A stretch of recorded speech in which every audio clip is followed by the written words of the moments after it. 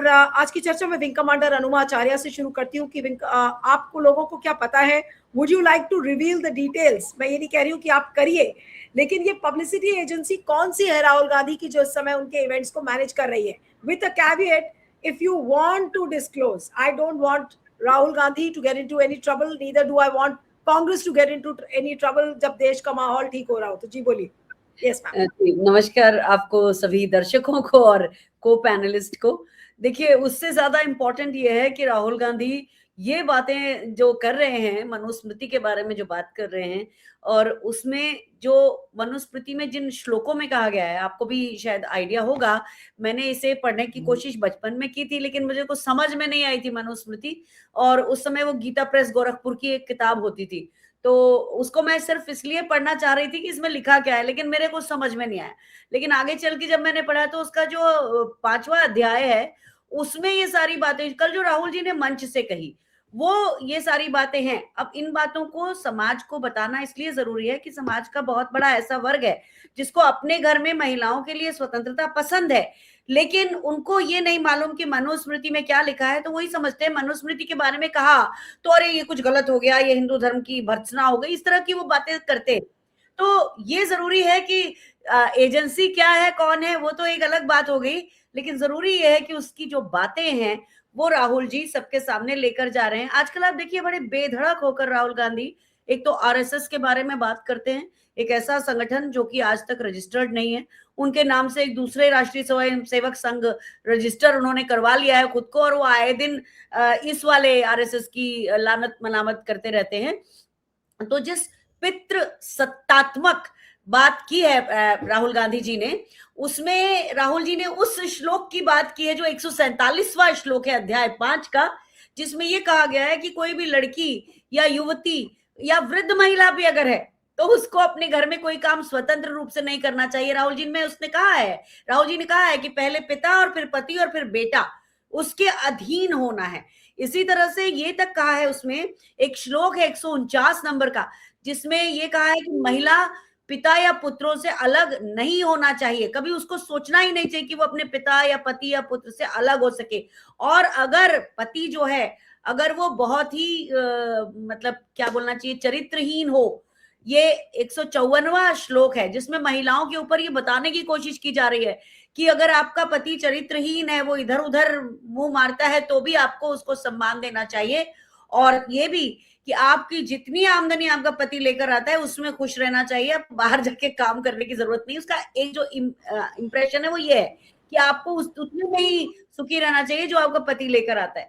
तो राहुल जी जब ये बात कर रहे हैं तो ये फर्क नहीं पड़ता कि एजेंसी कौन सी है, क्योंकि राहुल गांधी जी के आसपास जो लोग हैं वो भी बहुत पढ़े लिखे लोग हैं। उनकी जो टीम के सदस्य हैं सभी आईआईटी कोलकाता, एक तो मेरे अल्मा माटर है, मैंने 6 महीने का एग्जीक्यूटिव एमबीए किया था। तो राहुल गांधी के जो सबसे क्लोज व्यक्ति हैं वो, उन्होंने प्रॉपर आईआईएम कलकत्ता से अपना पूरा एमबीए किया हुआ है। तो ऐसे लोग हैं, तो उनके पास से ये सब चीजें निकलती हैं। और कल जो राहुल गांधी जी ने कहा, आज भारतीय जनता पार्टी के तंत्र ने मनुस्मृति के ऊपर कुछ गाने गाना शुरू कर दिया है, तारीफें करना शुरू कर दिया, पर यही लोग हैं, इनकी अपने घर में जो महिलाएं हैं वो इनकी बातों को पसंद नहीं करेंगी।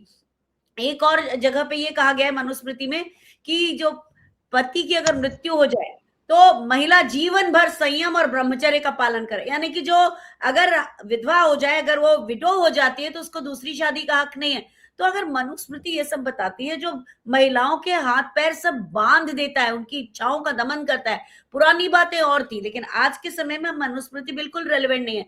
लेकिन आज आप देखिए ट्विटर पे वो भी एक हंगामा लगा हुआ है कि राहुल गांधी ने ऐसा कह दिया, मनुस्मृति का नाम ले दिया। मनुस्मृति का नाम लेना भी सही है, आरएसएस की मनुस्मृतिवादी विचारधारा का नाम लेना भी बहुत जरूरी है। और इस पितृसत्ता को जब चैलेंज किया जाता है तो फिर ये थर्राती है, और थर्राती है तो फिर ये उठपटांग जिस तरह के कदम उठा रहे हैं वो कदम उठा रहे हैं। जी नीलू नहीं, लेकिन अनुमा जी एक चीज और भी है, क्या अब ये चैलेंज नहीं है? क्योंकि राहुल गांधी जिस तरीके से उनको पब्लिसिटी मिल रही है, जो उनकी मैसेजिंग है और जो प्रोग्राम की सक्सेस है, उसको देखते हुए आपको क्या लग रहा है कि क्या अब ये लोग इस पूरे कार्यक्रम को रोकने की कोशिश नहीं करेंगे। और रोकने की कोशिश, मेरा मतलब यही है कि जो पब्लिसिटी मैनेजर्स हैं उनको हैरेस किया जा सकता है, उनको ट्रबल किया जा सकता है, उनके लिए हजार रोड़े अटकाए जा सकते हैं, भाई इनको छापे पड़वा सकते हैं कि भाई देखते हैं किस किस तरीके से हम तंग करेंगे। ये भी तो हो सकता है। नहीं, करवा नहीं पाएंगे, क्योंकि देखिए उनके उनके जो कांग्रेस का तंत्र है उसको सीधे सीधे बीजेपी आड़े हाथों नहीं ले सकती। अब जब से एक हम दो स्टैंजा वंदे मातरम गाने की बात कर रहे हैं, तब से वो कह रहे हैं नहीं कानून है पालन करना पड़ेगा, तो कांग्रेस के लोग कह रहे हैं ठीक है तो जेल में डाल दो। अब वहां पे वो फिर बीजेपी आके फंस जाती है कि सबको कितने लोगों को जेल में डालेगी। भाई हम जेल भरो आंदोलन कर चुके हैं ना पहले भी, तो जेल भरने में किसी को डर लगता है क्या? तो इसलिए मैं नहीं समझती कि बीजेपी इस तरह का कोई इस वक्त पंगा लेने की हैसियत रखती है जिसमें वो एक एग्जाम्पल सेट कर सके, क्योंकि ये बूमरैंग की तरह उन्हीं को आकर पड़ेगा। ये एक बात लोगों ने समझ ली है। और अभी आप देखिए जो जेनजी को जो कहा जा रहा था, कल कितनी लड़कियां थी वहां। कुछ लोगों से तो औचक की आज तक की पत्रकार ने पूछ लिया कि भाई आप यहाँ पर क्या मंगवाए गए हैं, बुलाए गए हैं? तो उन्होंने कहा नहीं नहीं हम तो अपने आप आए हैं। तो जब बच्चे नहीं डर रहे तो एजेंसी क्यों डरेगी? उसको पता है। एक जरूर इन्होंने सवाल खड़ा किया है, क्या राहुल गांधी जी केवल बीजेपी शासित राज्यों में ही छात्रों की गूंज करेंगे? तो कल मैंने उनको जवाब दिया कि मैंने कहा राहुल गांधी जी देश के हर राज्य में जाएंगे, प्रधानमंत्री मणिपुर कब जाएंगे ये बता दीजिए। तो ये तंत्र शुरू कर चुका है उनका, और मुझे उम्मीद है जैसे जैसे अनफोल्ड होगा छात्रों की गूंज देश के दूसरे हिस्सों में, उनका मुंह जरूर बंद हो जाएगा। डर कतई नहीं है राहुल जी की टीम को, किसी को कोई डर नहीं। ठीक है। मैं उन कार्यकर्ताओं का जो एक मनोबल है और जो जो एक्साइटमेंट है वो तो समझ में आ रहा है, लेकिन विवेक ने बड़ी इंपॉर्टेंट बात कही। अनुमा जी, मैं आपके पास आ रही हूँ कि राहुल गांधी को कल्ट स्टेटस से बचना पड़ेगा और इसमें कांग्रेस के कार्यकर्ताओं को भी उतना ही रोल निभाना पड़ेगा। कहीं ऐसा ना हो कि राहुल गांधी अब अगले महामानव बन जाए, अगले विश्व गुरु बन जाए, जैसे मोदी जी 12 साल से अपने आप को देख रहे हैं। उस चीज से कांग्रेस अपने आप को कैसे बचाएगी? Rahul Gandhi should not become the next Narendra Modi. Nobody wants him to be that. देखिए मैं विवेक जी के बातचीत के पहले हिस्से से ज्यादा मतलब मुझे वो रिलेट नहीं कर पा रही हूँ, क्योंकि क्या होता है कि जब देश आजाद हुआ बहुत सी चीजें थी, और नेहरू जी ने तो ये कहा था सब समावेशी, जैसा सबको सबको अधिकार था। और इस बीच में देश जो था वो लोकतंत्र पर चल रहा था, वो संविधान पर चल रहा था। जहां जहां संविधान में कुछ चीज संविधान सभा से भी छूट गई थी, उसको उसमें ऐड करने की कोशिश की जा रही थी। तो किस जगह पर ये नजरअंदाज हो गया कि देश में एक इतनी ज्यादा सांप्रदायिकता पल गई है, वहां पर मैं विवेक जी से थोड़ा सहमत नहीं हूं, क्योंकि ऐसा हो सकता है कई देशों में हुआ है, केवल हम ही क्यों?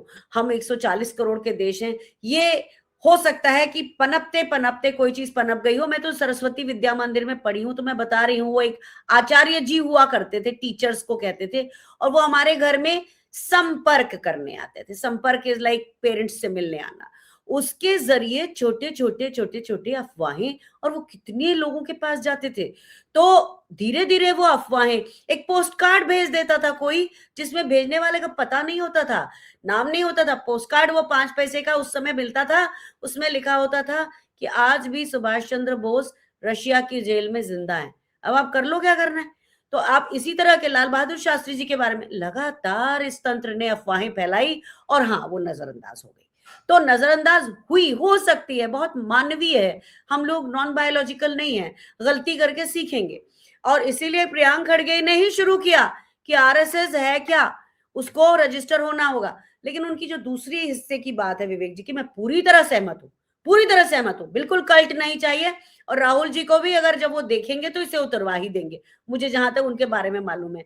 बहुत से लोग एंथुजियाज्म में बहुत काम करते हैं पार्टी में। बिल्कुल बिल्कुल। आपने राहुल जी को कल देखा होगा, जब राहुल राहुल चल रहा था तो वो झेप से गए थे। उन्होंने बोला भी कि it is not about me, and वो उस चीज को ही doesn't accept it like that.